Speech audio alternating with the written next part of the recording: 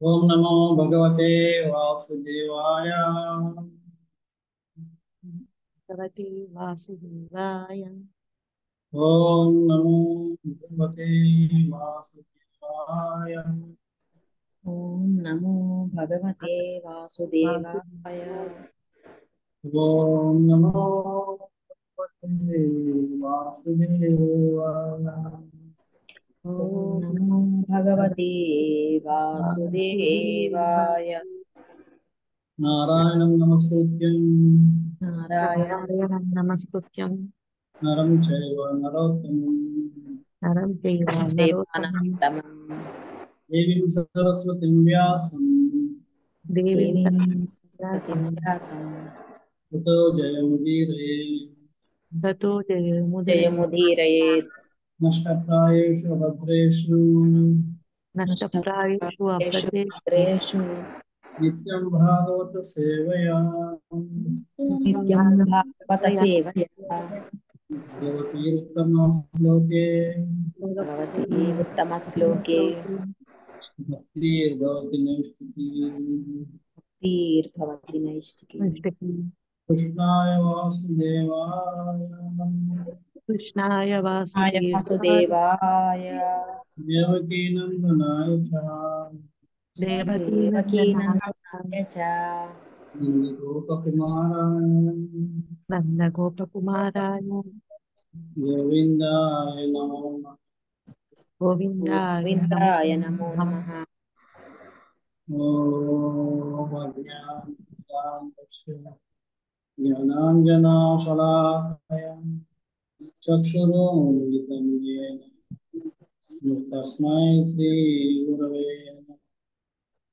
श्रीचैतन्यामनोभीष्टं स्थापितं येन भूतले स्वयं रूपा कदा मह्यं ददाति आदिस्वापकं वन्देऽहं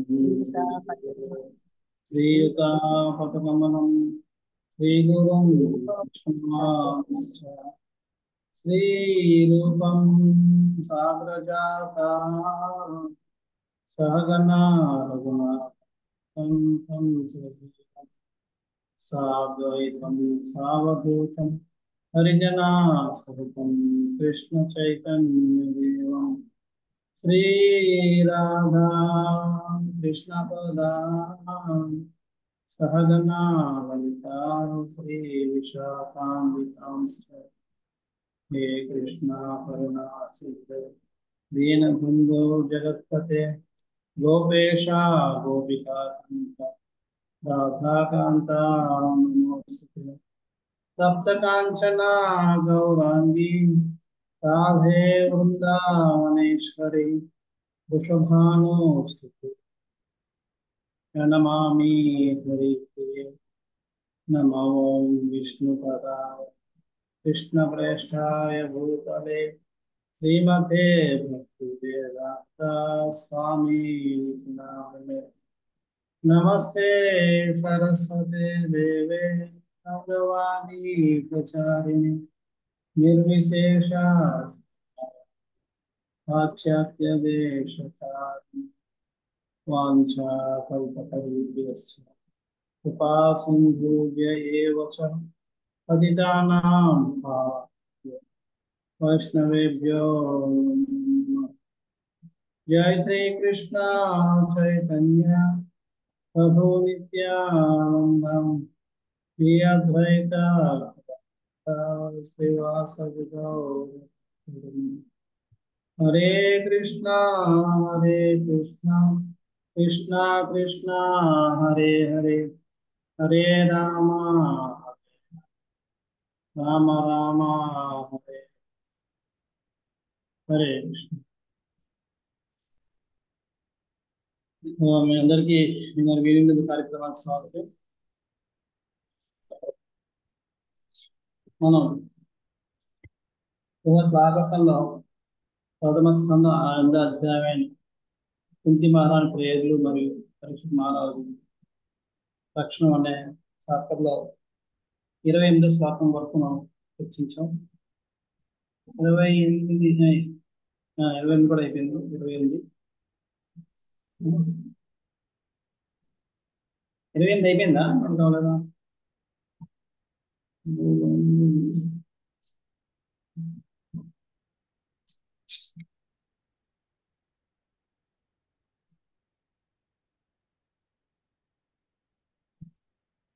28 అయిపోయిందండి. 28 కావాలదా? హరే కృష్ణ ప్రభుజీ, అయిపోయింది ప్రభుజీ. 29 నుంచి మనం ఈరోజు చర్చకి పోతున్నాం.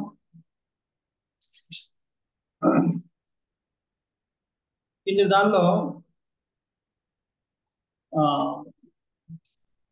కుంతిదేవి కృష్ణ భగవాన్ని కాలంగా సర్వవ్యాపిగా గుర్తించి, నువ్వు కరుణ పంచడంలో నిష్పక్షపాతవి. ఆ నిష్పక్షపాతం అన్నది ఎందుకంటే జీవుల్లో వాళ్ళ మధ్య కొన్ని వైషమ్యాల వల్ల వాళ్ళు నిన్ను ఒకరికి పక్షపాతిగా చూసుకుంటారు అని చెప్పింది. చెప్పిన తర్వాత ఏదన్నది ఇవాళ చదువు. నవేద కశ్చిద్ భగవంశ్చికీర్షితం తవే రమానస్య హృణాం విడంబనం నయశ్చ కశ్చిదైతోస్తిర్హిచిత్ ద్వేషశ్చ యస్మిన్ విషయా మతిర్నర్నాం. ఏ ప్రభు, సామాన్య మనవలే గోచరించు భ్రమను కలిగించు నీ దివ్య లీలను ఎవరును అవగతము చేసుకున్న జాలరు. నవేద, వేద అంటే తెలుసుకోవడం. నవేద ఖచ్చితంగా ఎవరైనా ఎవరు కూడా నవేద కచ్చిత్ భగవతం చికీర్షిత భగవతం భగవతం చికీర్షితం అంటే నేను తవే తవ అంటే నీ యొక్క ఈహమాన్య అంటే ఈహమాన్యం. ఇహ అంటే ఇది ఈ లోకం, మాన్యం అంటే ఇక్కడ వాళ్ళలాగే. ఈహమాన్యం అంటే ఇక్కడ ఉన్న వాళ్ళలాగే. ఉన్నాం విడంబనం, ఉన్నాం అంటే జనులు, ఇక్కడ ఉన్న జనులాగా. విడంబనం అంటే భ్రమను కలిగిస్తాం. నీ లీలలు అనుకుంటాయంటే నువ్వు ఇక్కడ మనుషులాగే, ఇక్కడ మనుషులు ఏవైతే కదా వ్యవహరిస్తుంటారో ఆ విధంగా నువ్వు వ్యవహరిస్తూ మా అందరినీ భ్రమను కలిగిస్తూ ఉంటావు.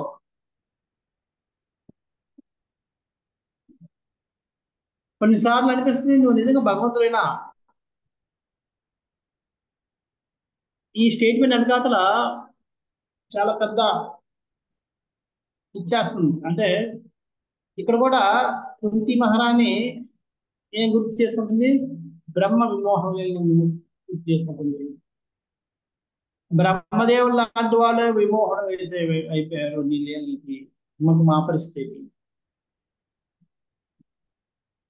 బ్రహ్మదేవుడే నమ్మలేకపోయాడు నువ్వు భగవంతుడు అంటే. నీ యొక్క లీలను చూసి నేను నిజంగా భగవంతుడైనా నాకే అనిపించడం లేదు, చూద్దాం భగవంతుడు చూస్తాను అంటే పరీక్షించే స్థాయికి వెళ్ళిపోయాడు. అంచేత బ్రహ్మదేవుడు అర్థం చేసుకోలేదు. బ్రహ్మదేవుడు మోహన్ అయిపోయాడు. బ్రహ్మదేవుడు బ్రహ్మ గురయ్యాడే. మా పరిస్థితి కృష్ణ, ఎవరు నీ లీలని అర్థం చేసుకుంటారు?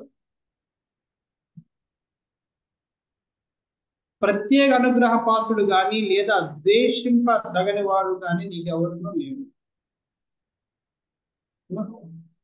నా యశ్ నీ యొక్క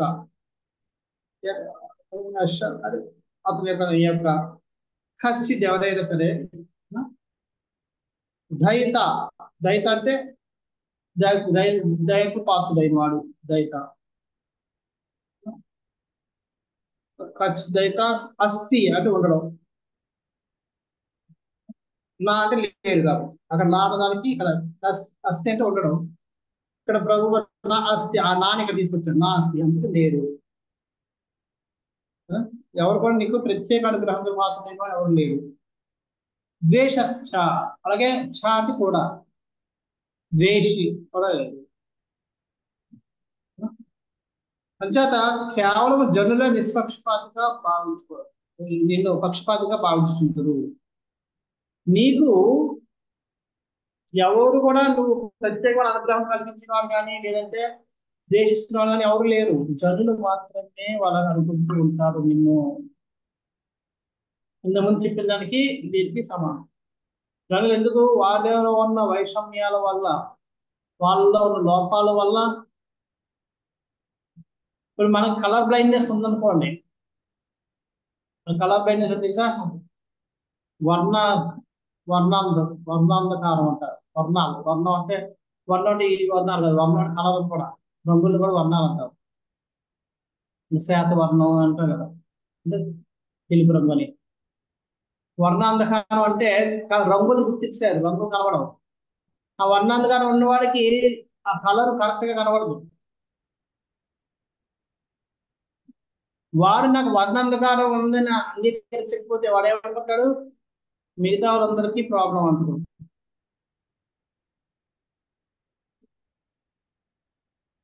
సో అదే విధంగా జనుల్లో వాళ్ళలో ఉన్న వైషమ్యాల వల్ల వాళ్ళు నిన్ను పక్షపాతంతో చూస్తున్నారు తప్ప నీలో పక్షపాతం అంటూ ఏమీ లేదు. ఇదే విషయాన్ని భగవద్గీత కూడా చేస్తాడు. నా ద్వేషం వస్తే నాకు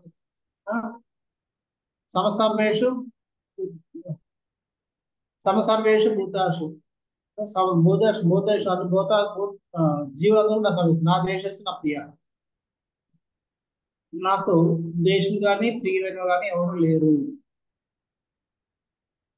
అని చెప్పి భగవంతుడు చెప్పాడు. అదే విషయాన్ని ఇక్కడ అంగీకరిస్తుంది. అదే భక్తులకి మనకు ఉన్న తేడా. భక్తులు దాన్ని 100 పాలు అంగీకరిస్తున్నారు భగవంతుడు చెప్పి. దాంట్లో ఎటువంటిది భగవంతుడు చెప్పిన దాంట్లో ఎటువంటి లోపాన్ని చూడరు. మనకి ఇంకా కొన్నిసార్లు డౌట్ వస్తుంది, నిజంగా మనల్ని భగవంతుడు వింటున్నాడా, నా ప్రార్థన వింటున్నాడా అంటే ఎందుకు వస్తున్నాయి ఇలా కష్టాలు, ఎందుకు కష్టాలు వస్తున్నాయి, భగవంతుడు ఏం చేస్తున్నాడు ఇలాగ కష్టాలు వస్తుంటే. చాలా మంది అందరూ ఇప్పుడు ప్రత్యేకించి ఇప్పుడు బంగ్లాదేశ్ లో జరుగుతున్న ఇల్లు చాలా సార్లు మనకు వస్తుంటది. అదే భగవంతుడి వాళ్ళు భక్తులు అలా చేస్తుంటే భగవంతుడు ఏం చేస్తున్నాడు? నాస్తికులకి మరీ వస్తుంది, భగవంతుడినే స్వయం అక్కడ తగలబెట్టారు, భగవంతుడు ఏం చేసుకోలేకపోయాడు, తాను రక్షించుకోలేకపోయి మనల్ని రక్షిస్తాడు.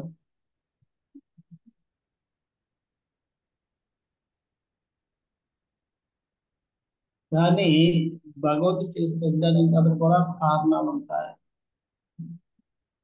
కారణాలు లేదని ఏం జరగదు.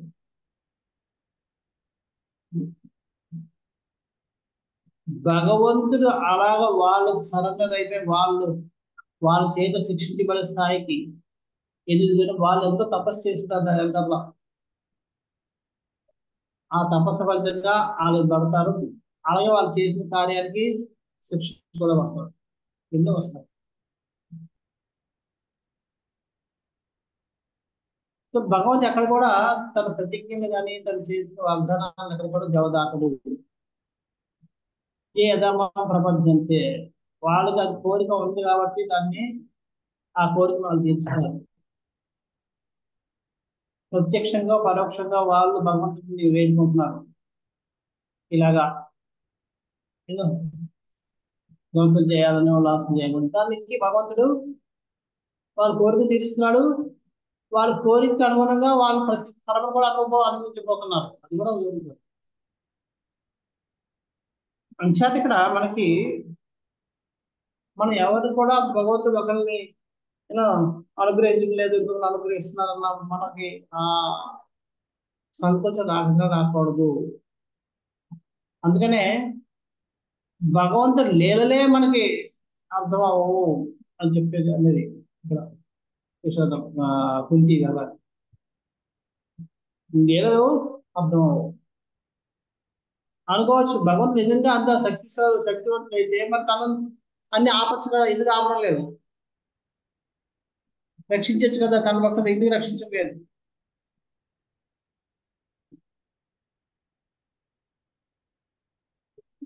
అది మనకి అర్థం అనే పెద్ద ప్రశ్న. ఇంచేత మనకు అర్థం లేదు, మనం అర్థం చేసుకోవాలన్న విషయాన్ని మనం అంగీకరించాలి. ఒకసారి ప్రభుపాద ఇలాగే భక్తులందరితో డిస్కస్ చేస్తాడు, కృష్ణ చేస్తుంటే ఇలాగే ప్రశ్న వస్తుంటే అప్పుడు ప్రభుపాద అన్నారు, అందుకే చెప్తుందంటే మనం కృష్ణుని అర్థం చేసుకోలేము ఎన్ని చేసినా సరే అని అన్నారు. అంటే ప్రభుపాద నన్ను అడిగారు శిష్యులు, ప్రభు అయితే అలాగంటారు, మీరు ఇన్ని పుస్తకాలు రాస్తారు కదా, ఇంకా అర్థం అవ్వకపోవడం అంటారు. అయితే సరే అర్థం చేసుకున్నారు, మరి అర్థం చేసుకున్నప్పుడు ఎందుకు ఇన్ని పుస్తకాలు రాశారని చెప్పారు అని అడిగారు. ఎందుకు రాశారంటే మీకు అర్థం చేసి మిమ్మల్ని అర్థం చేసుకున్నట్టు చేయడం కోసం. ఇన్ని చదివినా నేను అర్థం చేసుకోలేను అన్న విషయాన్ని తెలియజేయడం కోసం ఇన్ని పుస్తకాలు రాశారు.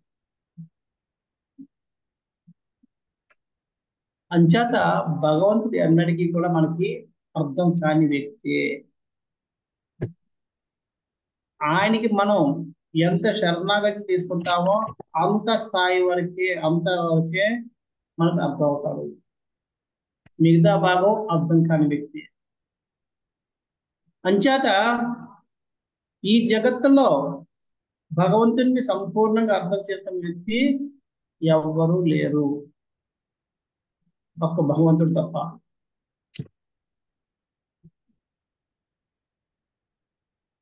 అంచేత భగవంతుడు లాంటి వాడు మరొకడు ఉండడు కాబట్టి భగవంతుడు సంపూర్ణంగా అర్థం చేసుకునే వ్యక్తి మరొకడు ఉండడు.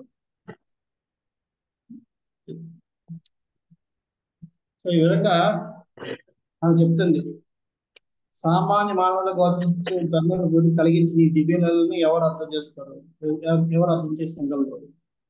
నీకు ప్రత్యేక అనుగ్రహ పాత్రుడు కానీ ద్వేషించదగిన వాడు కానీ ఎవరు లేరు. మరికనే జనులు నిన్ను పక్షపాతిగా భావించు. ప్రభుపాద వారి భాష్యంలో రాస్తున్నారు ఏమంటే, తన శుద్ధ భక్తుల పక్షపాతం కలవాడని అతడు తెలియబడినను సూర్యుడు ఎవరి ఎడలో పక్షపాతి కానట్లుగా ఆ దేవదేవుడు కూడా పక్షపాతి ఎన్నడూ కాడు.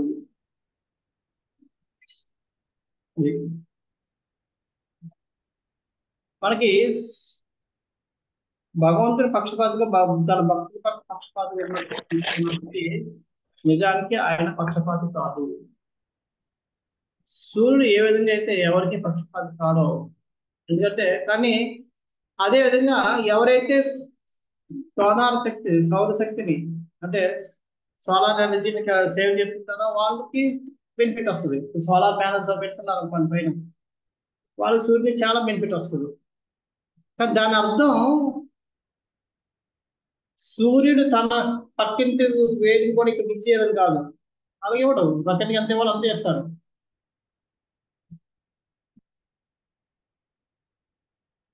మనం సోలార్ ప్యానల్ పెడితే పక్కింటి ఎండ తగ్గిపోద్ది, అది ఈ పక్క పిల్లలు కూడా మనం తీసేస్తున్నాం. అలా ఎక్కువ మన ప్యానల్ పెట్టినా పక్కింటికి ఎంత ఇవ్వాలి అంతే వస్తుంది, వాళ్ళ ఇంటి మీద ఎంత పడాలి అంతే ఎండ పడుతుంది. ఇక్కడ పెట్టుకోవడం వాళ్ళ ఇంటికి పోయి ఎండ పెరగదు తగ్గదు. అలాగే మన ఇంటి మీద పడాల్సిన ఎండ కూడా పెరగదు తగ్గదు. మన ఇంటి మీద పడుతున్న ఎండనే మనం సద్వినియోగపరచుకుంటున్నాం. అంచేత సూర్యుడు ఎవరు కూడా ఏం చేసినా మనం కొన్నిసార్లు ఎండ ఉందని చెప్పి బియ్యం ఎండ పెట్టుకుంటాం, ఏం చేసుకుంటాం, అది మన ఇష్టం అంతే తప్ప దానివల్ల పక్కన ఎండ తగ్గిపోతే అది మన ఇంటికి ఎండ పెరగదు.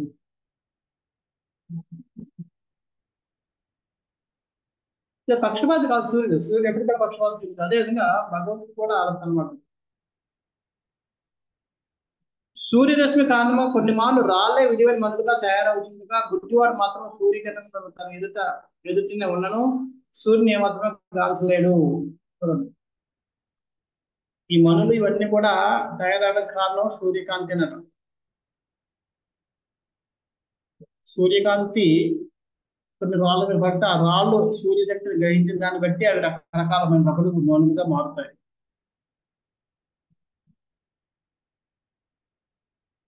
అయితే అంత పనికిమాలిన రాయి అంత విలువైన రాయిగా మారిపోతుంది సూర్యశక్తి వల్ల. అలాగే ఒక గుడ్డివాడు డాక్టర్ మండు ఎండలో నిలబెట్టినా సరే ఆయన సూర్యుడు చూడలేడు. అయితే సూర్యుని చూడలేకపోవడం అది గుడ్డివాడి లోపమా లేదా సూర్యుని లోపం? సూర్యుని పక్షపాతం. సూర్యుని తన పక్షపాతం ఎప్పుడు అన్నటికీ కాదు. అది ఆ అందుని యొక్క అసమర్థత. ఆయనకి ఆ సామర్థ్యం లేదు.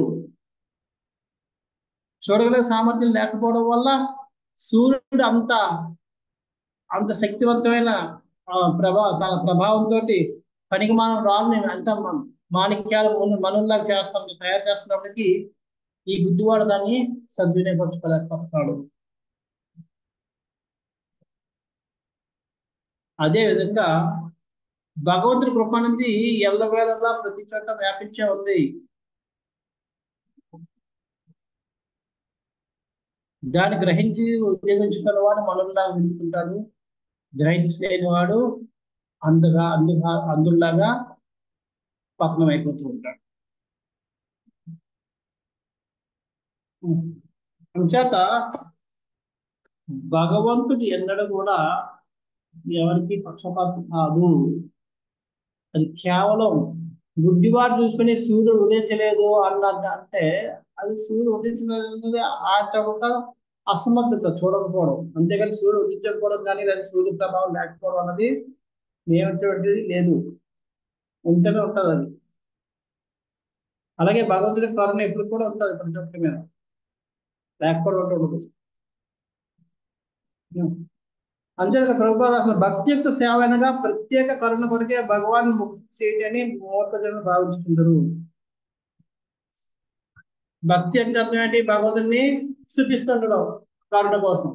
గొప్పగా ఉన్నా లేకపోయినా మనకి ఇప్పుడు చూసా మనకు కొంతమంది కాకా పడతా ఉంటారు అలాగా. కానీ ప్రభుపాద చెప్తారు అది మూర్ఖజనులు మాత్రం అలా భావిస్తారు. కానీ శ్రీకృష్ణ భగవాన్ భక్తి సేవలో శుద్ధ భక్తులు వ్యాపారస్తులు వంటి వారు కాదు. వ్యాపారస్తులు ధర్మను గ్రహించి ఇతరులకు సేవను నడుపుతున్నారు. కానీ భగవంతుల యొక్క శుద్ధ భక్తులు అటువంటి వ్యాపార ధోరణి లేవు. అంటే భక్తి యొక్క సేవ అంటే కరుణ కోసం, కరుణ ఇస్తాడు కాబట్టి ముఖస్థుతి చేస్తున్నాం, మనం చూపిస్తున్నాం. ఎస్, మన దారిలో అది కరెక్టే. మనం అందరూ ఎందుకు జపం చేస్తున్నాం? గోలోకం వెళ్ళిపోవాలి. భగవంతుడు కరుణ ఇచ్చి మరి గోలోకం వెళ్ళిపోవాలి, గోలోకం తీసుకెళ్ళిపోతాం. మనం ఏదో ఆశిస్తూ చేస్తున్నాం అంటే మనందరం ఇంకా వ్యాపారి ధోరణిలో ఉన్నాం. నేను 2 గంటల నుంచి జపం చేస్తున్నాను, రోజంతా ఇలాగ ఉపవాసం ఉంటున్నాను, లేదంటే ఈ నియమాలు పాటిస్తున్నాను. ఇవన్నీ ఎందుకు చేస్తున్నాను? భగవద్ధామం వెళ్ళాలి అని. అది వ్యాపార ధోరణి. నేను ఇచ్చాను కానీ నాకు ఇది కావాలి. కానీ నిజమైన భక్తులు ఆ వ్యాపార ధోరణి ఎప్పుడు ఉండరు. వాళ్ళు ఎందుకు చేస్తారు? భగవంతుడు నచ్చుతారు కాబట్టి, అంతే. చూడండి, ప్రేమ అంటే మనం ఆనందం ఉండడం కాదు, మనం ప్రేమించిన వ్యక్తిని ఆనందంగా ఉంచడం, అది నిజమైన. కానీ ఈ లోకంలో ప్రేమ అన్నది ఎలాగంటే ఎదుటి వ్యక్తి నుంచి మన ఆనందాన్ని పొందుతుంటేనే మనం ప్రేమ లేకపోతే ప్రేమ.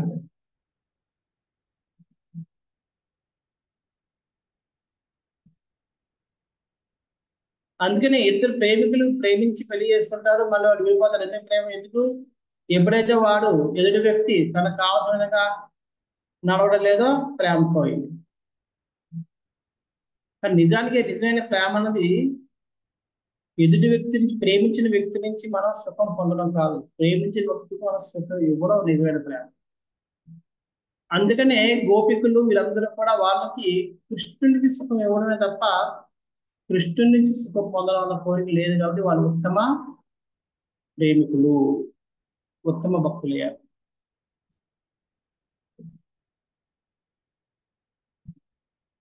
ఈ లోకంలో నిజంగా నిజమైన ప్రేమ అంటే ఏం తెలియదు.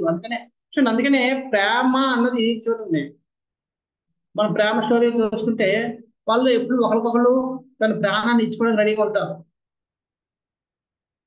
అందుకే వాళ్ళ మధ్య ప్రేమ ఉంటుంది. ఒకసారి పెళ్లి అయిపోయాక అది పోతుంది. వాళ్ళు ఇచ్చుకోవడం పోయి ఒకరికొకరు తీసుకోవడం పుచ్చుకోవాలని మొదలు పెడతారు. అక్కడ గొడవలు అవుతాయి. అందుకే ప్రేమ తగ్గిపోవడం.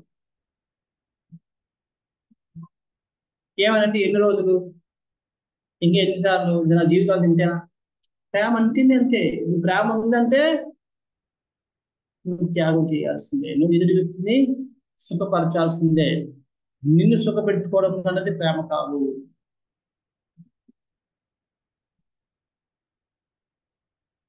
ఆ భావన పోతుంది కాబట్టి ప్రేమ తగ్గిపోతూ ఉంటారు. ఏనాడైతే మనం ప్రేమించిన వ్యక్తి నుంచి నేను సుఖాన్ని పొందాలి అన్న భావనలోకి వస్తామో ఆనాడు మనం ప్రేమ నుంచి ప్రేమ తగ్గిపోతుంది. అక్కడి నుంచి మనకి స్వార్థం మొదలవుతుంది. స్వార్థం చూడండి, స్వార్థం ఎక్కడున్నా సరే అది డేంజరే. దానివల్ల మన జనాలు అర్థం చేసుకోరు. స్వార్థం వల్ల మనం పొందుతాం అనుకుంటున్నాం, కానీ యాక్చువల్గా మన తలలోకి వస్తుంది. మనకి ఉన్నదాన్ని కోల్పోతుంటాం.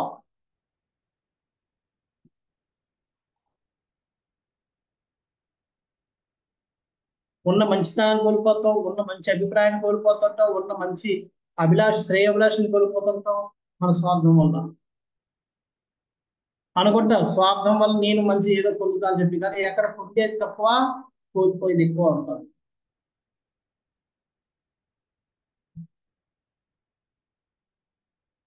అంచేత భగవత్ సేవ అది భక్తి. అందుకని భక్తిని ఎందుకు కూడా చెప్పాను మీకు, ఎవరికైనా గుర్తుందో భక్తికి అంటే ఏంటంటే ప్రేమ without any expectation, with zero expectation is called భక్తి.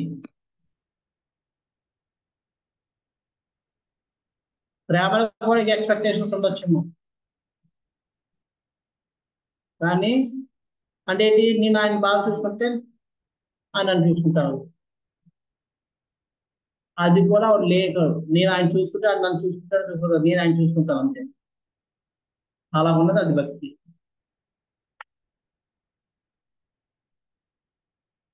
అంచేత ఈ భక్తి సేవ అంటే భగవంతుని భగవంతుని కరుణ పొందడం కోసం, ఆయన కోసం ఏదో పొందడం కోసం చేసే ముఖస్థుతి కానీ, లేదా నువ్వు చేసే సేవ కానీ, కర్మలు కానీ కావు. అది వ్యాపారం. అంచేత ఇది నిజమైన సేవ. ఇక్కడ భగవత్ సేవకు సంపూర్ణ వ్యతిరేకిన వాడు గాఢాంధకారం నిలిచినట్టు వారు కాగా అవసర కాలమునందే ఆ దేవదేవుని కరుణను కోరువారు భగవత్ కరుణకు పాక్షిక పాత్రలో ఉంది. కొంతమంది ఏంటంటే ఎవరైతే దీనికి ప్రత్యేక వ్యతిరేకం అంటే ఏదో పొందాలి అన్న గాఢాంధకారం ఉంటుంది. అలా కాదు, అవసర కాలం మందే దేవదేవుని కరుణ కోరుకున్నవారు. ఎప్పుడైతే అవసరం అప్పుడు భగవంతుని ప్రార్థించడం, అవసరం తీరిపోతే వదులుకున్న వాళ్ళు పాక్షిక పాత్రలై ఉన్నారు. మరి వాళ్ళు కోరుకున్న సేపు కరుణ పొందుతారు, కోరుకోకపోతే కరుణ పొందుతారు. కొంతమంది అసలు భగవంతుని పట్టబెట్టచ్చు, వ్యతిరేకం, వాళ్ళు అంధకారంలో ఉంటారు. వాళ్ళు భగవంతుని కరుణ అంటే ఉంటుంది. కానీ శుద్ధ భక్తులు ఇప్పుడు కూడా భగవంతుని తృప్తిపరచాలని బాగుంటారు, సంపూర్ణంగా భగవంతుని కరుణకి పాత్రలే ఉంటారు. ఈ విధంగా 3 రకాల వాళ్ళు కూడా ఇక్కడ ఉన్నారు.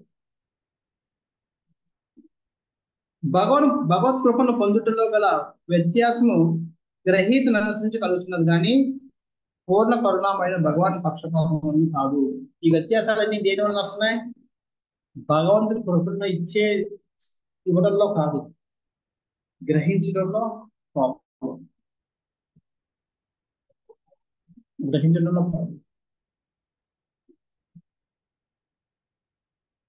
స్కూల్లో టీచర్ అందరికి ఒకలాగే ఉపదేశం చేస్తారు, నేర్పుతుంటాడు. కానీ ఎవరైతే శ్రద్ధగా వింటారో వాడు నేర్చుకుంటాడు, శ్రద్ధగా విన్న వాడు నేర్చుకోడు.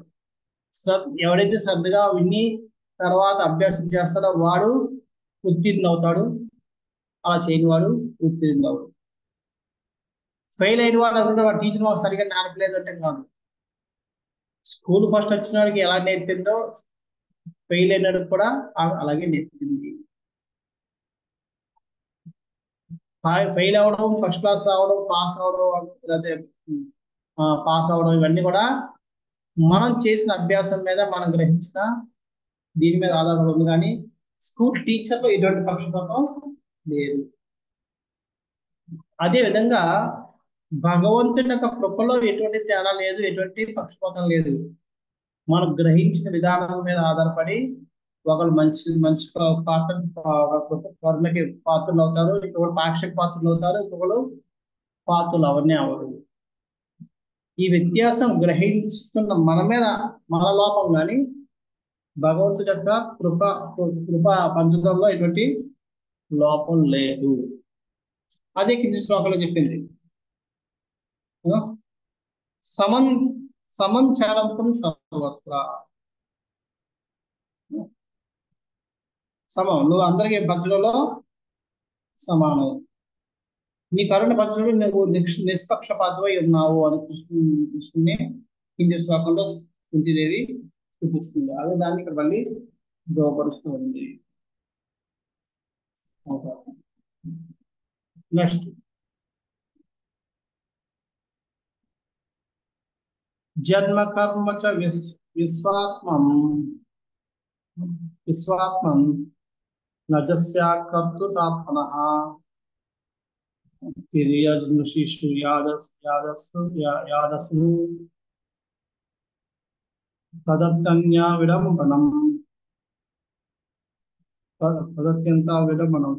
విశ్వాత్మ, నీవు అకర్తుడవైనను కర్మను అనుభవించుట, పరమాత్ముడు అజుడవైనను జన్మనందుట అనునవి విడంబన మాత్రమున ఉన్నవి. నీవు అకర్ముడివి, అకర్తుడివి అంటే కర్త ఎటువంటి కార్యం చేయడం అయినప్పటికీ కర్మను చేస్తుంది. నువ్వు పరమాత్ముడివి, అజుడివి అంటే జన్మ లేని వాడు అయినప్పటికీ జన్మను తీసుకుంటున్నావు. ఇవి విడంబన మాత్రములు. విడంబనం అంటే ఇక్కడ నుంచి చెప్పారు. విడంబనం అంటే ఇక్కడ ఇంత ముందు దాంట్లో చూడండి. విడంబనం అంటే ప్రభుపాదులు ఏం చేశారు? భ్రమను కలిగించడం. విడంబన మాత్రం అంటే ఇవి భ్రమను కలిగిస్తుంటాయి, అర్థం చేసుకోవడం. జంతువులు, నరులు, ఋషులు జరాచర రూపంలో నీవు స్వయంగా అవతరించుండు. ఇది నిత్యముగా సంభ్రమం పూర్ణమై ఉన్నది.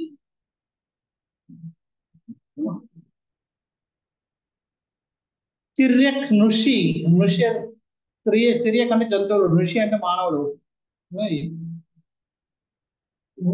ను అంటే ఇది ఋషి, ను అంటే మానవులు, ఋషి అంటే ఋషులు, ఋషిషు, యాదసు, యాద అంటే జలరాశులు. తత్ అత్యంత విడంబనం. అత్యంత అంటే అత్యంత విడంబనం, బ్రహ్మ కలిగించింది. అంటే నువ్వు నీకు ఎటువంటి కార్యాలు చేయవలసిన అవసరం లేదు, అకర్తుడివి. ఆయన సరే నువ్వు కార్యాలు చేస్తుంటావు.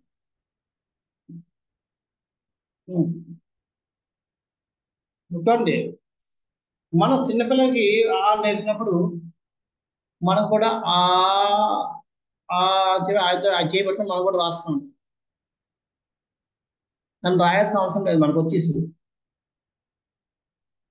కానీ ఎందుకు రాస్తుంటాం? ఆ విధంగా మనం రాయడం ద్వారా ఆయనకి నేర్పుతుంది. మనం రాయడం అంటే అతని ఉద్దేశం మనం నేర్చుకోలేదో మళ్ళీ మనం రివిజన్ చేయాలన్నా కాదు, వాళ్ళని నేర్పాలని ఉద్దేశం. అదే విధంగా భగవంతుడు తను ఈ లోకంలో చేయాల్సిన కర్మలు, కార్యాలంటూ ఏం లేవు. అయినప్పటికీ కర్మలు ఎందుకు చేస్తాడంటే మనిషిగా భూమి మీద పుట్టిన వారు ప్రతి ఒక్కరు కూడా కర్మలు చేయాల్సిందే అన్న విషయాన్ని నేర్పడం కోసం. అదే విషయాన్ని భగవద్గీత 3వ అధ్యాయంలో భగవంతుడు విపులంగా వివరిస్తూ ఉంటాడు.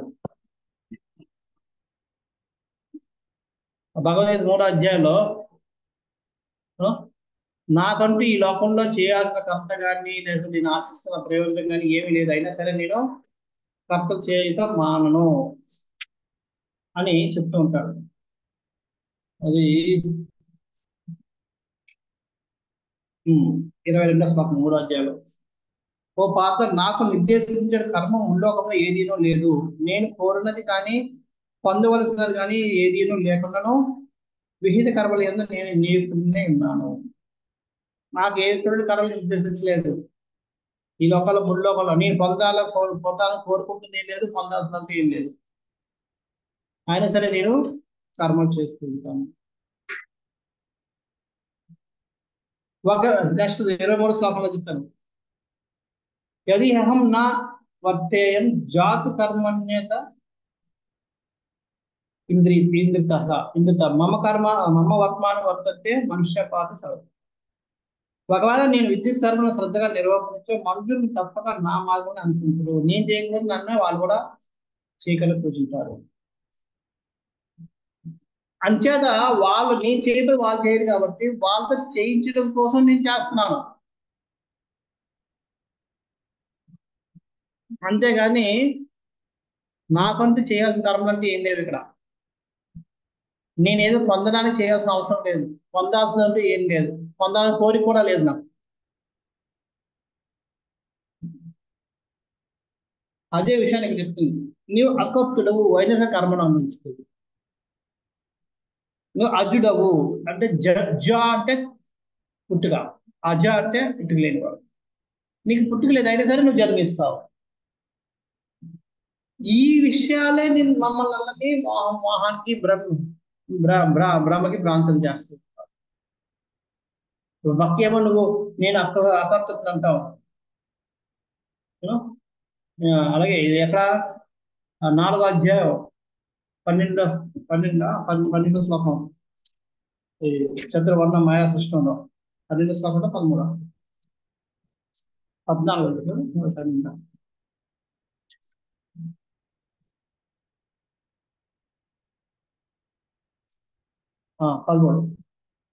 చతుర్వర్ణ మాయా సృష్టం గుణకర్మ విభాగస తస్యాహం కర్తమపి మాం విద్ధు విద్య కర్త విద్దు అంటే తెలుసుకో. అకర్త అవ్యయం. నేను అకర్తని అవ్యయం అంటే నశించడం. అక్కడ చెప్తారు అంటే నేను ఈ విధానములకు దీని తాత్పర్యం, ఈ విధానములకు నేనే కర్తనైనను అవ్యయుడు వచ్చే అకర్తగానే నన్ను నీవు తెలుసుకున్నాము. ఇదంతా సృష్టించి నేను అయినప్పటికీ నేను కారణం కాదు, నేనేం చేయడం లేదు. అరే నువ్వే చేశాను అంటున్నా, వాళ్ళు చేయలేదు అంటున్నా. నేను సృష్టించాను అంటున్నాడు, మళ్ళీ నేను కాదు కారణం.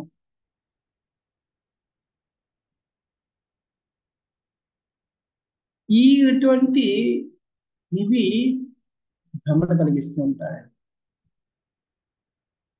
ఇది అర్థం చేసుకోవడానికి మన యొక్క తర్కము, మన యొక్క తెలివితేటలు, మన బుద్ధి కుశలత పనిచేయదు.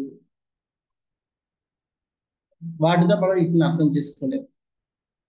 ఈ క్లిష్ట చిక్కుముళ్ళు వీటితో విడవు. ఈ ముడులు విప్పాలి అంటే సంపూర్ణ శరణాగతి ఒక్కటే మార్గం. ఆమెకి కుంతీదేవికి ఆ సంపూర్ణ శరణాగతి ఉంది కాబట్టి ఆమె దీన్ని అన్నింటినీ సంపూర్ణంగా అర్థం చేసుకుంది కాబట్టి ఆమె చెప్పుకోగలుగుతుంది. ఇలా భగవద్గీత చెప్పిందే మళ్ళీ తిరిగి చెప్తుంది. కరెక్టే, నువ్వు అప్పుడు చెప్పినంత కరెక్టే, నేను అనుభూతి పొందుతున్నాను. ఇట్లా మనకి ఇంకా ఎలగడం లేదు ఏ విధంగా ఇది కరెక్ట్ అని. ఎందుకంటే మనలో ఆ సంపూర్ణ శరణాగతి భావం ఇంకా రాలేదు, ఇంకా లేదు. ఏనాడైతే మనం కూడా కుంతీదేవి స్థాయిలో సంపూర్ణ శరణాగతి భావాన్ని మనం పొందుతామో ఆనాడు ఈ చిత్త ప్రశ్న అనేది మనకు అర్థం అవుతుంది. మనం కూడా ఇప్పుడు చూసుకుంటే మనకి ఇంతకుముందు ఉన్న జ్ఞానానికి ఇప్పటికీ చాలా తేడా ఉంటుంది. ఆత్మ పరమాత్మ వేరు, మన దేహం ఆత్మ వేరు. ఇవి చాలా మందికి ఎక్కువ అర్థం చేసుకోలేరు. కానీ ఇప్పుడు మనం కొంతవరకు అర్థం చేసుకున్న స్థాయికి వచ్చాం. ఎందుకంటే మనం కొంత భక్తిలో పురోగతి చెందాం కాబట్టి. అలాగే ఇంతకన్నా క్లిష్టమైన పరిస్థితులు అంటే క్లిష్టమైన సమస్యలు వచనాలు ఇంకా ఉన్నాయి. అవి మనకు అర్థం అవడం లేదు. ఎందుకంటే మనకి ఇంకా వాడికి మనకున్న స్థాయి కంటే ఇంకా అంటే ఇప్పుడు మనం మధ్యలో ఉన్నాం. అటు ఎలిమెంటరీ స్కూల్ కాదు, ఇటు కాలేజీ కాదు, హై స్కూల్ స్థాయిలో ఉన్నాం మనం. హై స్కూల్ స్థాయిలో ఉన్నవాడికి కాలేజీ స్థాయిలో ఉన్నవి ఇంకా అర్థం అవ్వవు.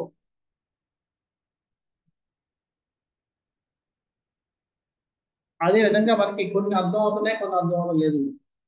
ఎప్పుడైతే మన యొక్క శరణాగతి భావన పెరుగుతూ ఉంటుందో మనం వాటిని కూడా అర్థం చేసుకోగలుగుతాం.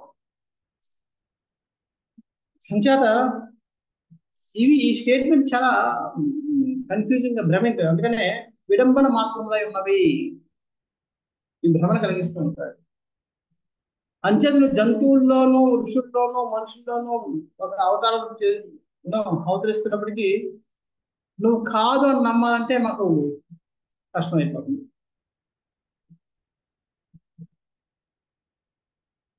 అందుకని మేమందరం సంభ్రమ పూర్ణమై ఉన్నది ఇది.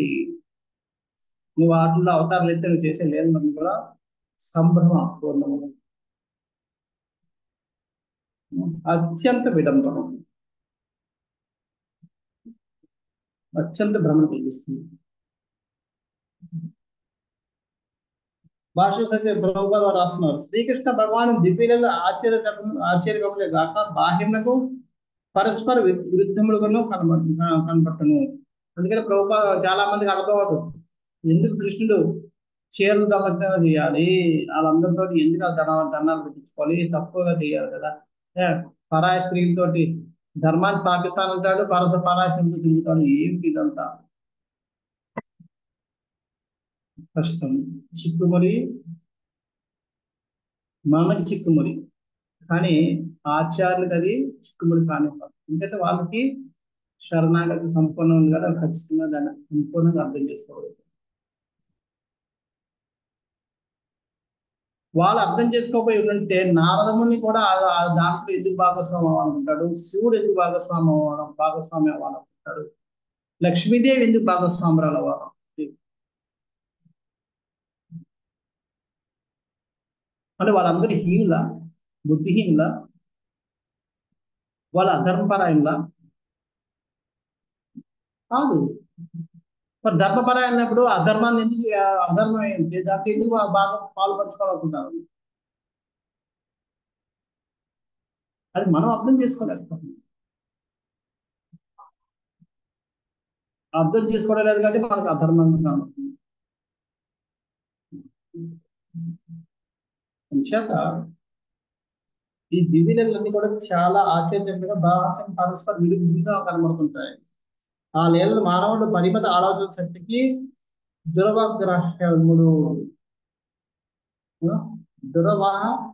గ్రాహకులు గ్రహింపులేవు. ఈ అంటే చాలా దుర్లభం. మన ఆలోచన శక్తితో అర్థం చేసుకోగలిగేవి చాలా దుర్లభమైనవి. అది అంచేతే చెప్తారు, అసలు సములు గాని అధికులు గాని లేరు. భగవంతుడితో సమానమైన వాడు కానీ అధికులు అంటారు. ఇంకా చెప్పాం కదా, భగవంతుని అర్థం చేసుకున్నాను అంటే ఎవరు లేరు, ఒక భగవంతుడు తప్ప. ఎవరైనా నేను భగవంతుని అర్థం చేసుకున్నాను అంటే భగవంతుడితో సమానం. అప్పుడు ఇద్దరు భగవంతులు అయిపోతారు. అంచేత ఆయన సమానులు కానీ అధికులు కానీ ఎవరు లేరు. అందుకు ప్రభుపాద లాస్ట్ వేద జ్ఞానంతో బోధపడని ఆ దేవదేవుడు సన్నిహిత సంబంధంలో కలిగిన శుద్ధ భక్తులతో సులభగ్రహుడు. వేదాలతో కానీ వేద జ్ఞానంతో కానీ మనం భగవంతుని అర్థం చేసుకోలేం. కానీ భగవంతుడితో సన్నిహిత సంబంధాన్ని ఏర్పరచుకొని ఆయనకి సేవ చేస్తున్న భక్తుడికి మాత్రం చాలా సులభంగా గ్రాహుడు, చాలా సులభంగా గ్రహించబడతాడు. అది భగవంతుడికి ఒప్పుకోవడం. సో ఈ విధంగా కుంతి మారాన్ని మంచి రకరకాలైన మాకు ఇవన్నీ ఇస్తుంది. తర్వాత గోప్యాదే త్వయి కృతాగసిధామతావ యాతే దశాశ్రు కలిలాంజన సంభ్రమాక్షి. వక్రం నినీయ భయభావనయా స్థితస్య సామా విమోహయతి హీరపి యద్విభేతి. ఓ కృష్ణ, నీ ఒక తప్పు చేసినప్పుడు నిన్ను బంధించుటకు యశోద ఒక త్రాటిని కైకొనెను. అంతటా భయభీతములను నీ కళ్ళ నుండి నీరు కారి కంటి కాటుకు చెదిరిపోయినది. ఆ విధముగా భయములకి భయమును కలిగించి నీవు భీతివైతివి. ఈ దృశ్యము నన్ను మోహము గురి చేస్తుంది.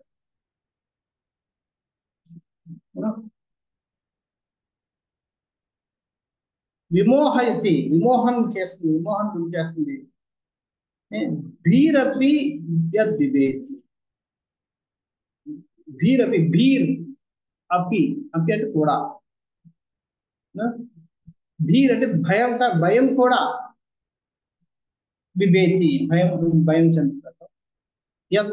ఎవరిని చూసి, ఎవరిని చూసి భయపడతాడో అటువంటి వాడు భయపడతాడు. భయ భావనయ. వక్రం అంటే ముఖం. నినీయ అంటే కింద దించుకోవాలట. నినీయ భయ భావనయ స్థితస్య. భయ భావనయ, భయంతో స్థితస్య, ఆ స్థితిలో భయపడే స్థితిలో నువ్వు తలంచుకొని ఏడుస్తున్నావు. యాతే అశ్రువు కలిల్ అంజన సంభ్రమాక్షి. కలిల్ అంటే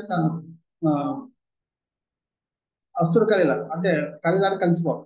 అశ్రులతో కలిసిపోయిన అంజన కాటుక. సంభ్రమాక్షం, సంభ్రమాశ్చర్యాలు అంటే ఆశ్చర్యం. సంభ్రమం అంటే కలత చెందడం, ఆశ్చర్యంతో కలత చెందడం సంభ్రమాశ్చర్యం. సంభ్రమం అలా కలత చెంది అక్షరాలు. ఇంకా ఇలా ఇవన్నీ ప్రతి పదం చూసుకుంటే మంచి అసలు ఎంత ఇదిగా ఉంటుంది అంటే భగవంతుడు నిన్ను చూసి భయం కూడా భయపడుతుంది. అటువంటిది నువ్వు గోప్య, ఇక్కడ చెప్పడం లేదు. గోపి అంటే ఎవరు? గోపి అని చెప్తుంది కానీ యశోద చెప్పడం లేదు. అంటే ఆమె కూడా ఒక గోపియే. గోప యదతే. గోపి అంటే నీ యశోద నిన్ను కృతాగసి గసి అంటే అల్లరి, కృతాన్ని చేయడం. అల్లరి చేశావు కాబట్టి ధామ అంటే తాడు, తావత్ అంటే బంధించు. తావత్ అంటే ఆ సమయం, తాడుతో బంధించాల్సిన సమయంలో నువ్వు ఏడుస్తూ ఉన్నావు.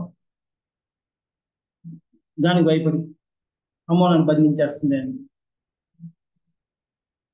కానీ భయం నిన్ను చూసి భయపడుతుంటది, నువ్వు ఆ చిన్న తాడును చూసి భయపడుతుంది. ఇది ఏ విధంగా నేను అర్థం చేసుకోవాలి? ఈ దృశ్యం నన్ను మోహనం చేస్తుంది. విమోహయతి సా యాం, నన్ను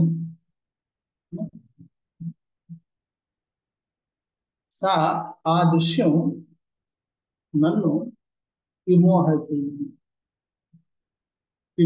చేస్తుంది. అర్థం చేసుకొని తికమక పడుతున్నాను. ఇది ఎలా సాధ్యం?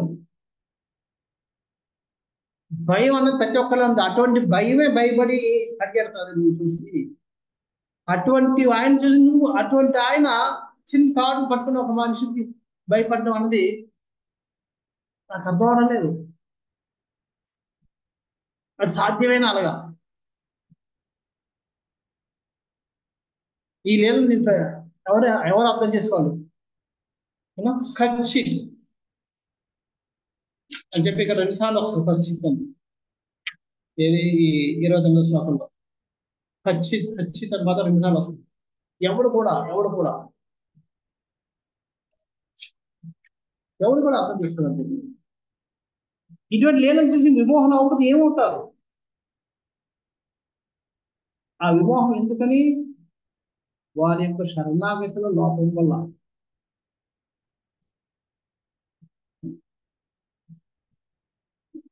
అంచేత ఈ నువ్వు ఓ కృష్ణ నీవు ఒక తప్పు చేసినప్పుడు నిన్ను బంధించడానికి యశోద ఒక తాటిని గాయకొనను. అంతటా భయభీతులైన నీ కళ్ళ నుండి నీరు కారి కంటి కాటుకు చెదిరిపోయినది. ఆ విధంగా భయమునకే భయం కలిగించు నీవు భీతుడవయ్యేవి. ఆ దృశ్యం నన్ను మోహంలో గురి చేర్చును. అన్నీ తెలిసిన కుంతీదేవి అంటుంటే మన పరిస్థితి ఎలా ఉంటాం?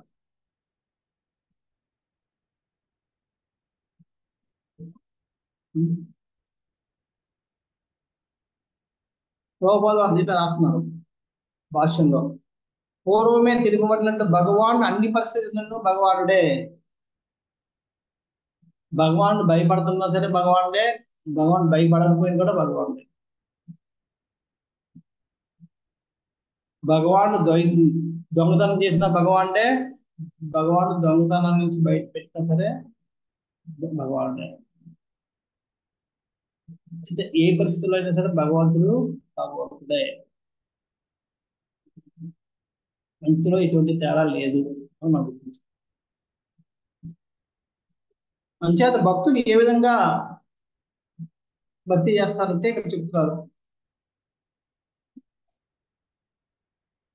అటువంటి భక్తిని నచ్చడి సమయంలో శుద్ధ భక్తుడు భగవాని నిజ స్థితిని మర్చిపోవచ్చుండును. నిజమైన భక్తుడు ఎలా చేస్తాడు? శుద్ధ భక్తుడు భగవంతుడి యొక్క నిజ స్థితిని మర్చిపోతాడు. ఆ భక్తుడు అంటే అర్థం ఏంటి? ఈయన భగవంతుడు అనే విషయాన్ని మర్చిపోతాడట. ఒకటోది. రెండోది సహజానురాగముతో. రెండోది సహజమైన అనురాగం ఉంటుంది ఆయనకి. అనురాగం సహజం, ప్రేమ. అయత్న కృతముగాను అప్రయత్నంగా ఆయనకి సేవ చేస్తూ ఉంటాడు. ఐశ్వర్య భావరహితము గాను, ఐశ్వర్య భావన ఉండదు. వనరపబడు తన భక్తికి సేవను భగవాను మరింత ప్రేమతో స్వీకరించున్నాడు. అంచేత అటువంటి సేవ భగవంతుడికి ప్రియమని కలిగిస్తుంటారు. ఇది నిజమైన శుద్ధ భక్తులు చేసే భక్తి భావన. ఎలా చేస్తారు భజన భక్తులు? భగవాన్ యొక్క సహజ స్థితిని మర్చిపోతారు వాళ్ళు. అంటే భగవంతుడి సహజ స్థితి నియంత్రుడు, పరమ నియంత్రుడు. భక్తులు దాన్ని మర్చిపోతారు. అందుకనే యశోదామాత ఏమో నా పొడవు వారిని బంధించాల్సిందే, అని శిక్షించాల్సిందే నామం ఉంటుంది. ఈ పిల్లల గోపాలు అందరూ కూడా నాతో కుస్తీ పెట్టి ఆయన ఓడించాలని చెప్పుకొని, లేదా ఆయన్ని నాశకుడు, నేను ఆయన మీదకి ఎక్కాలి, ఆయన కుస్తీ పట్టాలి, ఆయన కింద పడేయాలి ఇలా చెప్పి వాళ్ళు గోపకులందరూ కూడా ప్రేమతోటి ఆయన చూసుకోకపోతే మనం చూసుకోవచ్చు, ఇంకెవరు చూసుకుంటారు? చిన్న పిల్లవాళ్ళు వాళ్ళు వీళ్ళెవరు కూడా భగవంతుడు ఆయన మనం చూసేది ఏంటి, ఆయన మనం రక్షించేది ఏంటి, ఆయన్ని తిరిగించేది ఏంటి, ఆయన మీద దిక్కేది ఏంటి, ఈ భావన లేదు. వాళ్ళందరూ భగవంతుడి నిజ స్థితిని మర్చిపోతున్నారు. రెండో సహజ అనురాగం. ఎప్పుడైతే మనకి సహజమైన అనురాగం ఉంటుందో వాళ్ళు లేకుండా మనం ఉండలేము.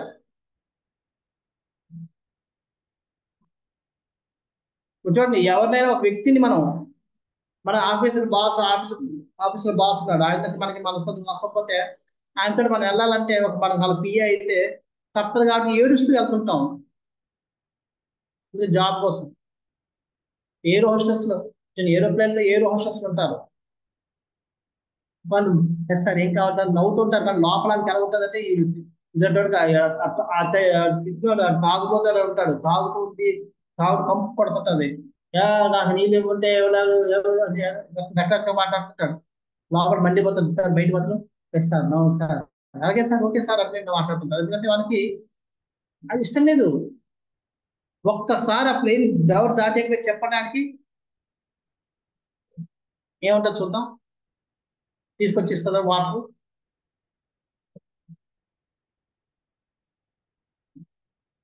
మనం ముఖం కూడా చూడదు.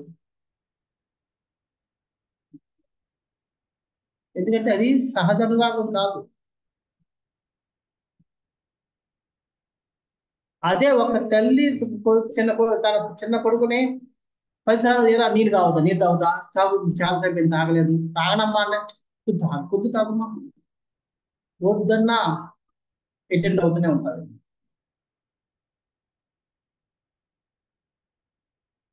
అటువంటి తల్లికి తను కష్టపడిన పర్వాలేదు, ఎండ తగిలితే వర్షం పడితే వర్షంలో తాను తడుస్తుంది, కానీ తను కొడుకుని ఆ పిల్లవాడిని తడకుండా చేసి రక్షిస్తూ ఉంటారు.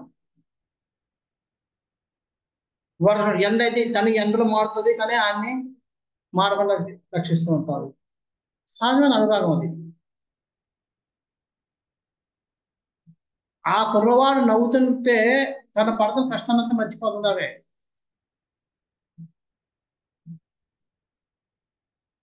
అది సహజమైన అనురాగం.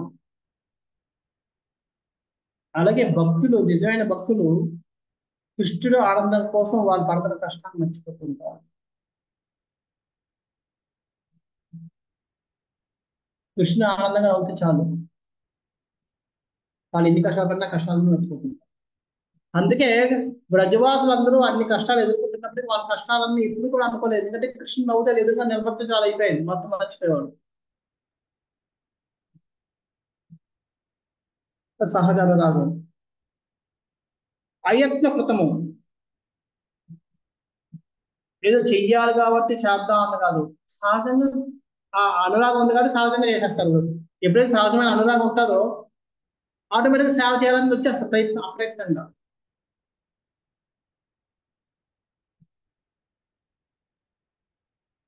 అప్రయత్నంగా వచ్చేస్తారు.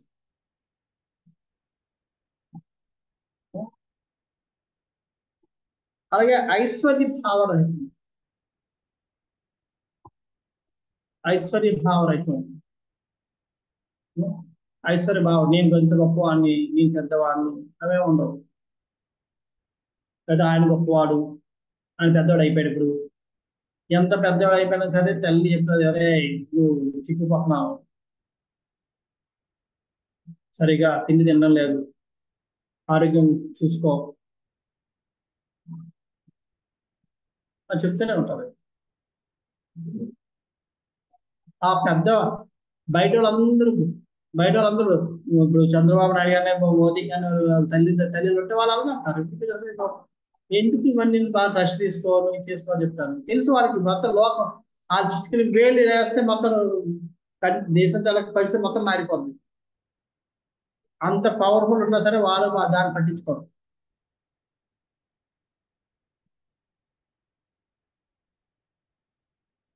ఐశ్వర్య భావరహితం, వాళ్ళ ఐశ్వర్యం చూడలేరు.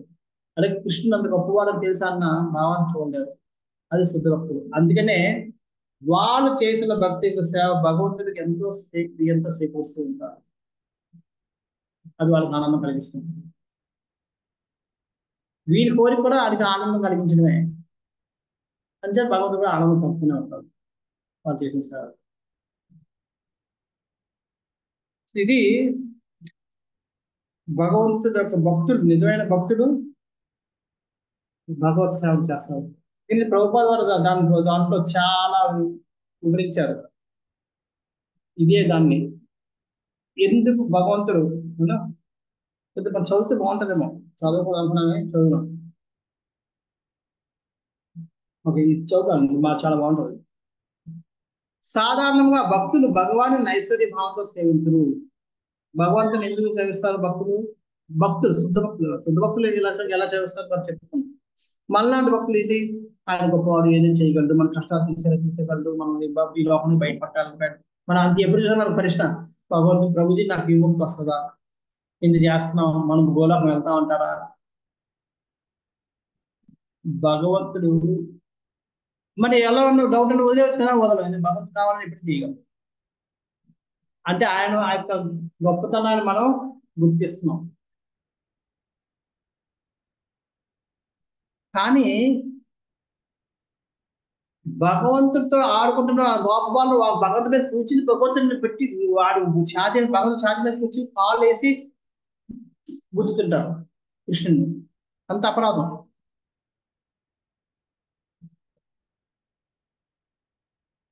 వాళ్ళకి అరే ఈ భగవంతుడు ఈయన్ని మనం కాళ్ళతో తన్నకూడదు, పట్టకూడదు, చెయ్యి ఎత్తకూడదు, ఆ భావన లేనే లేదు. ఐశ్వర్యులా గొప్పది ఎవరు కాదు, నాకే లేదు, నీకు గొప్ప నాకు కాదు అంతే.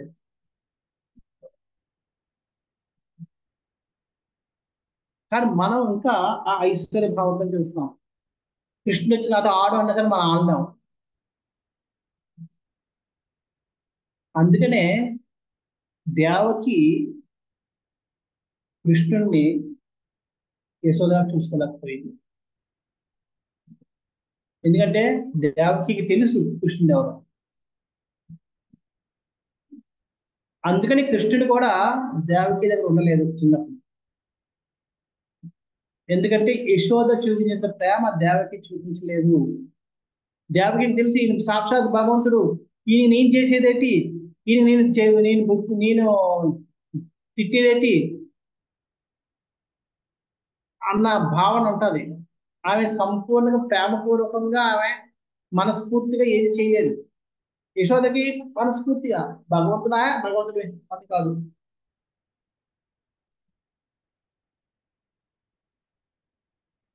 ఆమె శిక్షించినా అది మనస్ఫూర్తిగా శిక్షించింది, ప్రేమించినా మనస్ఫూర్తిగా ప్రేమించింది.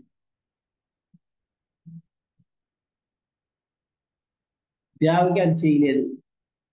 ఎందుకంటే లోపల ఉండిపోయింది భగవంతుడు, అమ్మో భగవంతుడు ఏమో లోపల ఉండిపోతుంది, పీకుతూ ఉంటాడు. అందుకనే ఆ ఆనందాన్ని ఆయన అనుభవించలేదు. కాబట్టి వసుదేవుడు వెంటనే చెప్పాడు, ఇక్కడ కాదు నన్ను అక్కడ తీసుకెళ్తాడు. ఇంకా బాల్యలీల అయిపోయిన తర్వాత పెద్ద అయ్యాక ఫార్మాలిటీస్ పెరుగుతాయి. పెద్ద అయ్యాక మనం కూడా అంతే. చిన్నప్పుడు ఎవరు తప్పులు చేస్తే ముచ్చటగా చెప్పుకుంటాం. చిన్నప్పుడు ఏదో నచ్చినట్టు చెప్పారు అంటే దాన్ని మనం చెప్పుతూ పొంగిపోతుంటాం. అది పెద్ద ఎక్కువగా తత్తమవుతా అన్నారు అంటే లోపల ఏది ఇంకా పెద్ద సంవత్సరం అయిందని ఇంకా మాట్లాడాలని తిడతాం. అప్పుడు ముద్దు ఉండదు. అంచేత ఒక వయసు తర్వాత ఆ అల్లరి పళ్ళు పనిచేయవు. అందుకని ఆమె మళ్ళీ ఇక్కడి నుంచి అక్కడికి వెళ్ళిపోయాడు. అప్పుడు యశోదామాత యొక్క ప్రేమ పోతుంది. ప్రేమ అంత ఎదురుగా చూపించదా. కృష్ణుడు తన ప్రేమని, భక్తుల యొక్క ప్రేమని తగ్గించుకోవడం ఇష్టం ఉండదు ఆయనకి. అందుకే ఆయన ఇక్కడ ఉండలేదు. అక్కడ మళ్ళీ మథురాకి వచ్చేసాడు. మథురలో యశోద దేవకి కరెక్ట్ ఫిట్ అవుతుంది. ఎందుకంటే సంపూర్ణంగా ఆమె మనస్ఫూర్తిగా ప్రేమతో చేయలేదు, ఫార్మాలిటీగా చేస్తుంది. పెద్ద కొద్ది మనం అంతే, పెద్ద కొద్ది మనం కొన్ని ఫార్మాలిటీ ఉంటాం. అంత అల్లరి పనులు మనం ఆనందించలేము.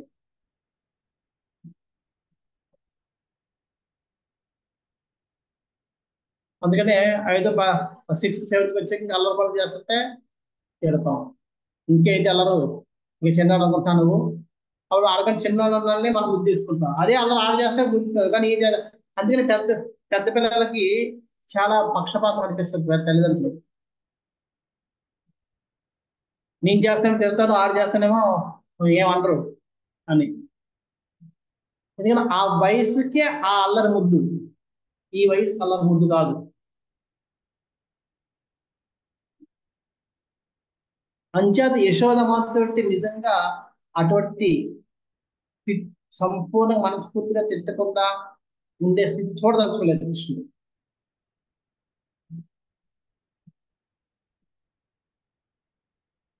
అందుకనే అక్కడి దగ్గర వచ్చి కృష్ణుడు పర్ఫెక్ట్ ఏం చేసినా తన భక్తుల యొక్క ప్రేమను ఏమాత్రం తగ్గించదలుచుకోలేదు. అందుకని వాళ్ళు ఆ స్మృతులతోనే ఉండిపోయారు. అలాగా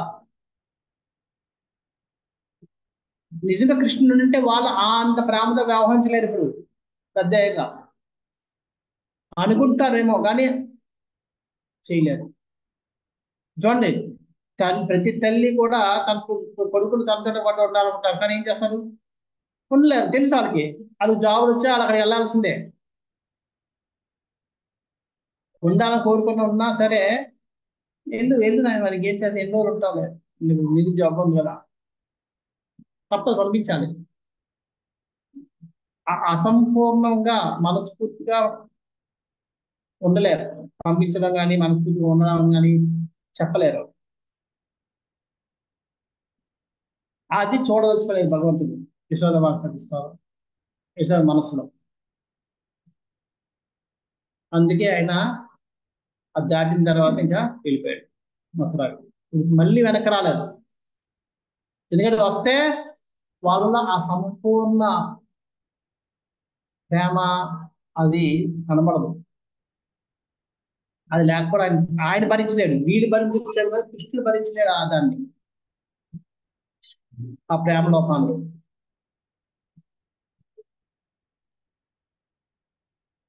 అందుకే ఆయన మళ్ళీ వెనక్కి వెళ్ళలేదు.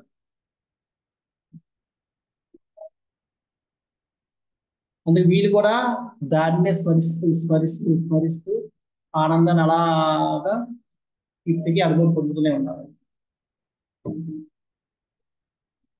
వాళ్ళకి పెద్దవాడు అయిపోయాడని తెలిసినా సరే చిన్నప్పుడు ఆయన చేసిన అల్లర్లే గుర్తు చేసుకుంటూ ఆ ఆనందాన్ని అనుభవించుకుంటూ అడుగుతారు. కృష్ణ కూడా ఆయన యొక్క ప్రేమను గుర్తు చేసుకుంటూ ఆయన కూడా అక్కడ వెనక టైం గడుపుతున్నాడు. ఇన్ని కార్యకలాపాలు చేసినా సరే టైం దొరికినప్పుడల్లా ఆయన యశోద వాళ్ళు చూపించిన ప్రేమని గుర్తు చేసుకుంటూ కాలం గడుపుతూ ఉన్నారు. చిత్త ప్రేమలో ఉన్న మధురత్వం అది. నిజమైన ప్రేమను కనబరిచిన వారిని ఎవరు కూడా ఎప్పుడు మర్చిపోలేరు.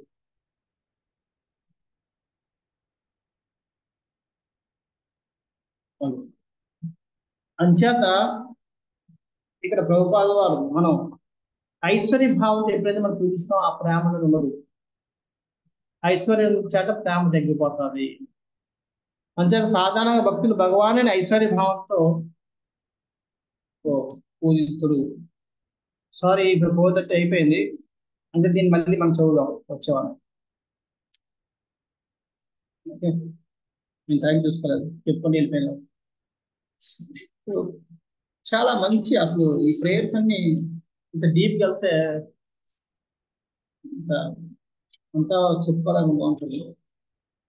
నేను కూడా ఏదో రాష్ట్రంలో గెలిపాను కానీ కదలే కదలే. హరే కృష్ణ.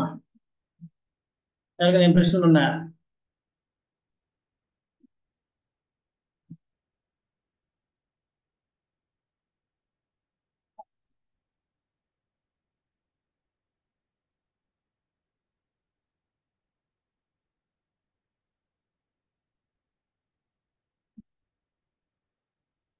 హరికృష్ణ ప్రభుజీ దండవతం.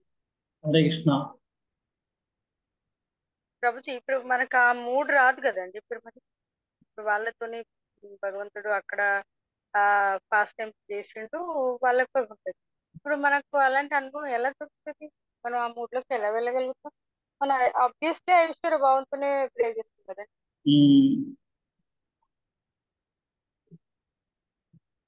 మనం ఏనాటి వరకు అయితే భగవంతుని చేదోడు పొందాలి అన్న భావనలో ఉంటామో అప్పటి వరకు మనం ఆ భావాన్ని మనం పొందలేము. ఏమంటారు భగవంతుని?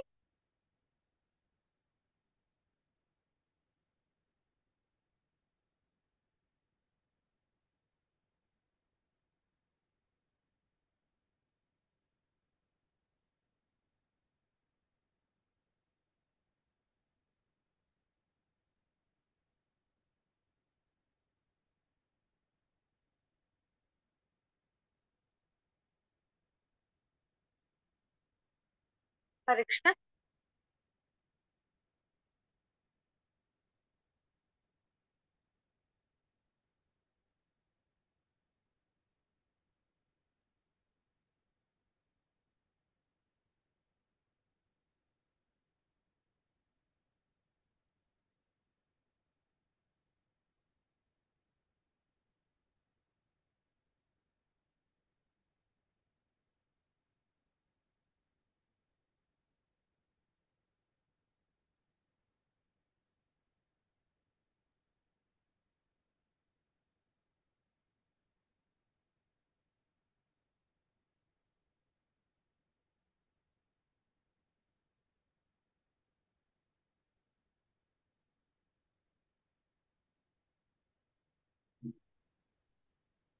హరికృష్ణ.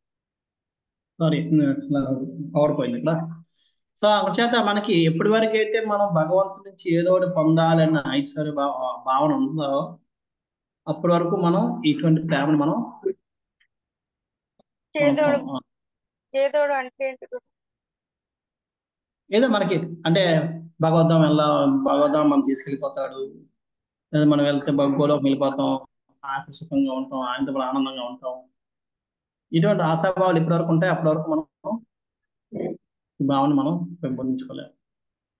అచ్చా, అచ్చా. మనం చాలాసార్లు చూడండి ఏంటంటే ఇప్పుడు మనకి ఏదైనా పొందాం అనుకోండి, మనం వెంటనే అంతే భగవంతుడి కృప. ఉం? లేదంటే భగవంతుడు మనకి ఏదైనా కష్టం వచ్చింది కదా, భగవంతుడా అది తీర్చావు అన్న భావనకి వెళ్ళిపోతాం, అవును కదా, ఆటోమేటిక్గా.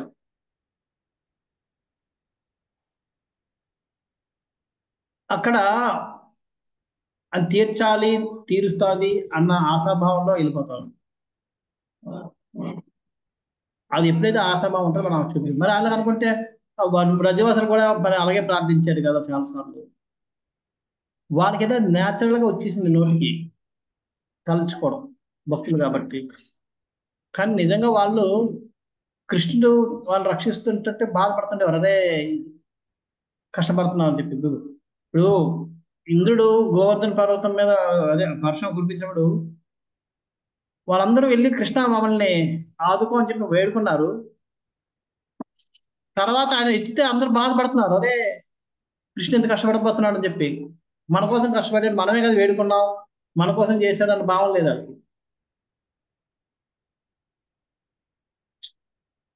అర్థమవుతుంది కదా. అది మనమైతే మనం ఆయన్ని వాళ్ళందరూ ఏంటి అక్కడ మీరు ప్రదర్శన చదివితే వాళ్ళందరూ అరే కృష్ణుడి మన కోసం ఎంత చేశాడనే ఆనందంతో చూడటం లేదట ఆయన్ని. కృష్ణుడు ఎంత అందంగా ఉన్నాడు, ఎంత సూపర్ ఏమిటా నవ్వు, ఎంత చక్కగా నవ్వుతున్నా, అదే చూస్తున్నారు. అది చూసి వాళ్ళు ఆనందపడుతున్నారని అంతేగాని ఎంత ఇంత పెద్ద పర్వతాన్ని ఇలాగెత్తాడో ఆ భావంతో ఎప్పుడు చూడలేదు వాళ్ళు.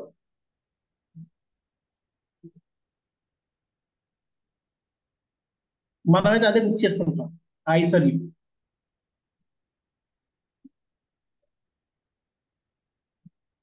అంచేత వాళ్ళు ఆ విధంగా చూసుకుంటున్నారు కాబట్టి కృష్ణుడు అది నచ్చుతుంది. ఆ ఐశ్వర్య భావం కావాలంటే మనలో మనం ఆయన నుంచి అంటే సహజంగా వేడుకోవడం సహజమే, కానీ ఆయన చేస్తాడు అన్న దానిలోకి మనం చేయకూడదు. అరే ఆయన మళ్ళీ నేను ఇబ్బంది పెట్టానా అన్న భావనలో ఉన్నారు. అందుకే బాలవేంద్ర పురి ఆయన కోరుకున్నాడు, అరే నేను రుచి చూస్తే బాగుంటాను, మళ్ళీ ఏంటది భగవంతుడు తినకుండా నేను తీసాను నా అని చెప్పి మళ్ళీ ఆయన తీసుకొని వెళ్ళిపోయాడు అక్కడి నుంచి.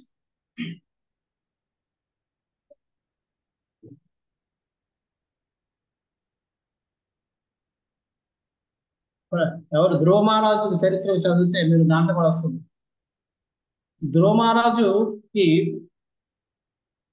నారాయణుడు దర్శనం ఇస్తాడు, ఏం కావాలి కోరుకుంటే నాకు ఇంకేం అవసరం లేదు, నీకు నీ దర్శనం అయింది అందుకని ఏం కావాలనుకుంటే అంతా అయిపోతే ఆయన వరాలు ఇచ్చి వెళ్ళిపోతాడు. వెళ్ళిపోయిన తర్వాత తిట్టుకుంటుంటాడు, చీ ఎంత మూర్ఖుడు నేను, భగవంతుడి దగ్గరికి నేను ఇటువంటి భౌతిక వరాలు కోరుకోవడానికి వెళ్ళేనా, అసలు భగవంతు దర్శనం అవడమే ఎంతో దుర్లభం, అటువంటి నాకు దర్శనం వస్తే నేనేం కోరుకున్నాను, ఇటువంటి భౌతిక కోరిక. అక్కడ మనం అయితే అయిందని ఆనందంలో ఉంటాం, కానీ ఇటువంటి భావం రాదు మనకి. ఈ కోరికలు తీర్చుకోవడం కోసం ఆయన కష్టం ఇచ్చి ఆయన అక్కడి నుంచి తెప్పించుకున్నానా అని తిట్టుకుంటుంటాడు తను.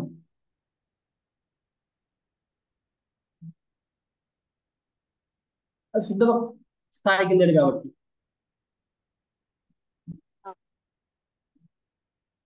కానీ నిస్సహాయ స్థితి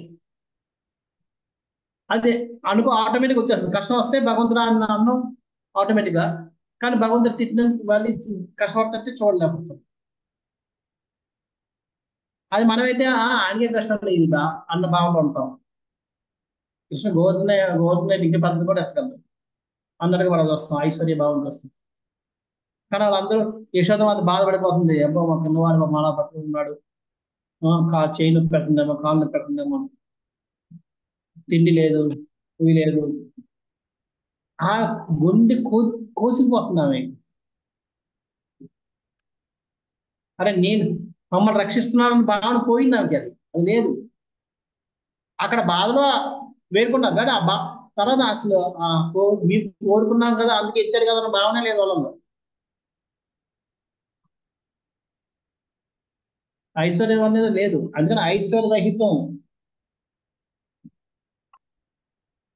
అలా చేయగలిగినప్పుడే మనం అటువంటి భావనలో మనం వెళ్తాం. అది మనకు కూడా ఎంత ఆనందిస్తుందో అది ఆనందిస్తుంది. ఇటువంటి వెంటనే మనకి ఆనందపడుతున్నాం, ఇంకా నిజంగా అనుభూతి పొందితే ఇంకెంత ఆనందంతో అర్థం చేసుకోవచ్చు. అంచేత శుద్ధమైన భక్తి అంటే ఏంటంటే సహజ అనురాగం, భగవంతుని సహజ స్థితిని మర్చిపోవడం, అయత్న కృతం, ఐశ్వర్య భావరహితం. ఇవన్నీ ఈ 4 ఉండాలి. మూడోది ఏమన్నారు? మూడో పాయింట్ ఏమన్నారు? అయత్న కృతం అంటే అప్రయత్నంగా కృతం అంటే చేయడం, సేవ చేయడం. ఇవి ముందు రెండు అయితే థర్డ్ ఆటోమేటిక్ అవుతుంది కదా. అనురాగం చెప్పాను కదా. అందుకే పిల్లలకి మనకి చూడండి, మన కడుపు ఆకలేస్తుంది సరే, పిల్లలకి ఆనందం పెట్టేస్తే ఆనందంగా నవ్వుతే మనం మర్చిపోతాం, మనకి గుర్తురాదు మన ఆకలి బాధ కలిగించుకున్నాం. ఇది మనకు సహజమైన అనురాగం ఉంది కాబట్టి. అలాగే భక్తుడు కృష్ణుడు ఆనందం వస్తే ఆడొక నవ్వు నవ్వుతే దాని పని కష్టం అనిపిస్తే మర్చిపోతాడు, ఆ ఆనందంలోనే మునిగిపోతాడు. సహజ అనురాగం.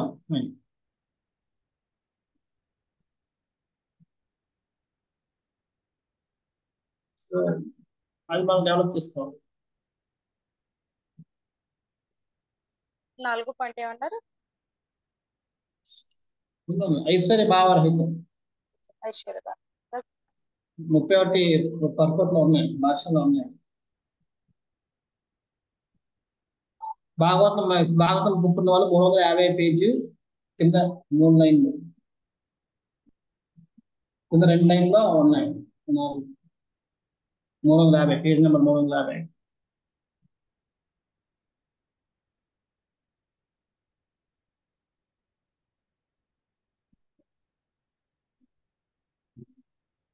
ఇవంటే ఆటోమేటిక్ గా భగవంతుడికి అవి ప్రియం, మరింత ప్రియం, ఎంత ప్రియం కలిగిస్తాయి అటువంటి కార్యాలు.